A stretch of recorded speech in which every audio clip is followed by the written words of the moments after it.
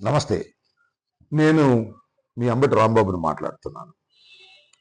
ఆంధ్ర రాష్ట్రంలో, భారతదేశంలో కారు కొనుక్కోవాలి అంటే సామాన్యుడికి పూర్వం అంత సాధ్యపడేది కాదు. కానీ అభివృద్ధి చెందుతున్నటువంటి ఈ క్రమంలో మిడిల్ క్లాస్ వ్యక్తులు కూడా కారు కొనుక్కునేటటువంటి ప్రయత్నం చేస్తున్నారు.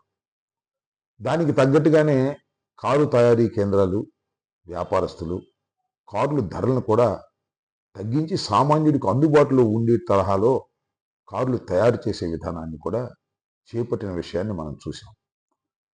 టాటా వారు ₹1,00,000కే ఒక కారు అనేటువంటి పద్ధతుల్లో ఆ టాటా కంపెనీ ఒక కారును కూడా ఆ మధ్యకాలంలో రిలీజ్ చేసింది. అది సామాన్యుడికి చాలా అందుబాటులో, సామాన్యుడు అంటం కంటే ఒక మిడిల్ క్లాస్ ఫ్యామిలీకి అందుబాటులో ఉండేటటువంటి కారుగా, మాకు ఒక కారు ఉంది అని భావించే తరహాలో వారు అలాంటి కార్లు కొనుక్కొని చాలామంది ఎంజాయ్ చేస్తూ వచ్చారు.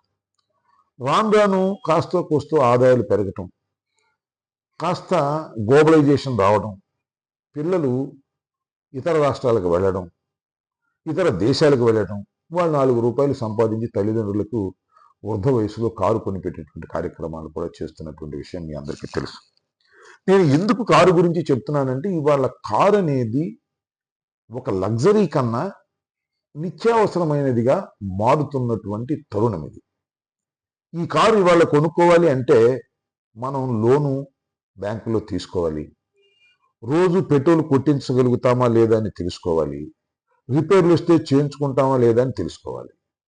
దానితో పాటు మరొకటి కూడా ఇవాళ తెలుసుకోవాల్సిన పరిస్థితి వస్తుంది. అదేమిటంటే, మనం కారు బయటకు తీస్తే టోల్ కట్టగలమా లేదా. ఎక్కడికి వెళ్ళినా టోలే. ఇటువరకు హైదరాబాద్ వెళ్తే నేషనల్ హైవే మీద వెళితే మాత్రమే టోల్స్ వసూలు చేసేవారు. కానీ సంపదనే సృష్టిస్తాను అని చెప్పి అధికారంలోకి వచ్చినటువంటి నారా చంద్రబాబు నాయుడు గారు సంపద సృష్టించిన సంగతి దేవుడు ఎరుగు. కానీ మనం సంపద సృష్టించుకుంటే ఆ సంపదను దోచుకునేటటువంటి కొత్త పద్ధతుల్లో పరిపాలన చేసేటటువంటి కార్యక్రమం చేస్తున్నారు. ఇంతకుముందు రాష్ట్రంలో ఉన్న రోడ్లన్నీ కూడా ప్రభుత్వాలు మెయింటైన్ చేశాయి.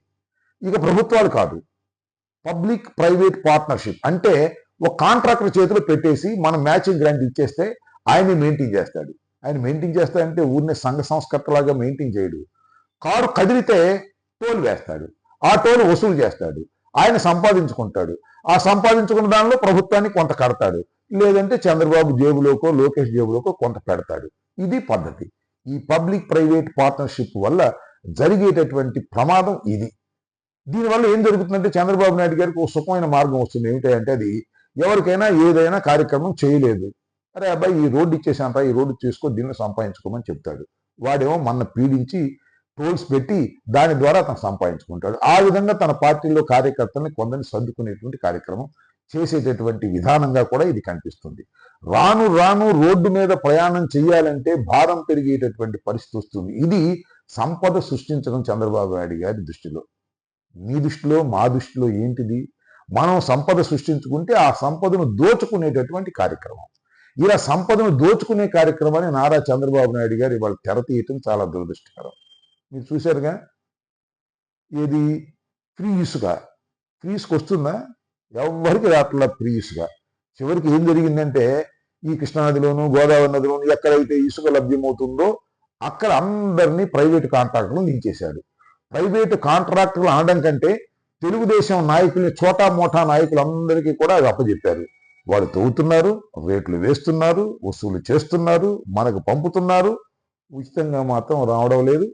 వైఎస్ఆర్ కాంగ్రెస్ పార్టీ అధికారంలో ఉన్నప్పుడు ఏ రేట్లు అయితే ఉన్నాయో దానికన్నా ఒక పైసా తక్కువ రాకపోగా ఇంకా దానికన్నా పెంచుస్తున్నాయి. ఇది ఉచిత ఇసుక యొక్క పరిస్థితి వాళ్ళ రాష్ట్రంలో. చంద్రబాబు నాయుడు గారిని కూడా మనం అందరం నమ్మాం కదా. మనం అంటే నేను కాదు, మీరు అందరూ నమ్మారు కదా. కొంతమంది, చాలా మంది సంపద సృష్టిస్తాను, ఈ రాష్ట్రాన్ని బాగు చేస్తాను అన్నాడు. సంపద సృష్టించటంలా సంపద దోచుకునేటటువంటి కార్యక్రమం చేస్తున్నాడు. చంద్రబాబు నాయుడు గారి తత్వం అదే మొట్టమొదటి నుంచి కూడా. మీరు పూర్వం చూసినట్టయితే ఒకసారి గుర్తు చేసుకుంటే 2004 డాక్టర్ వైఎస్ రాజశేఖర రెడ్డి గారు అధికారంలోకి రాకముందు గవర్నమెంట్ ఆసుపత్రుల్లో యువత ఛార్జీలు పెట్టారు. తర్వాత రాజశేఖర రెడ్డి గారు వచ్చిన తర్వాత వాటిని రద్దు చేయడం జరిగింది. ఈ విధంగా పబ్లిక్ ప్రైవేట్ పార్ట్నర్షిప్లో ప్రజల్ని దోచుకోవటం, పార్ట్నర్షిప్ తీసుకోవటం, ఆ గుత్తేదారుకు దోచిపెట్టడం, ఆ గుత్తేదారుకు దోచిపెట్టిన దానిలో కొంత తను తీసుకోవటం, ఆ విధంగా పార్టీని నడుపుకోవటం అనే పద్ధతుల్లో చంద్రబాబు నాయుడు గారు ఈ విధానాన్ని తీసుకొస్తున్నారు. ఇది చాలా ప్రమాదకరమైనటువంటి అంశం. దీన్ని బట్టి మనందరికీ అర్థమవుతున్నది ఏమిటి అంటే, నారా చంద్రబాబు నాయుడు గారు సంపద సృష్టించేటటువంటి వ్యక్తి కాదని, మనం సంపదను కష్టపడి సృష్టించుకుంటే దాన్ని దోచుకునే వ్యక్తి అనేది దయచేసి రాష్ట్ర ప్రజలు ఇప్పటికైనా అర్థం చేసుకోవాల్సిందిగా నేను కోరుతున్నాను. నారా చంద్రబాబు నాయుడు గారు సంపద సృష్టిస్తాను అంటే నమ్మి ఓట్లు వేసిన అమాయక ఆంధ్రప్రదేశ్ ప్రజలకు ఈ వీడియో అంకితం చేస్తున్నాను. నమస్తే, ధన్యవాదాలు.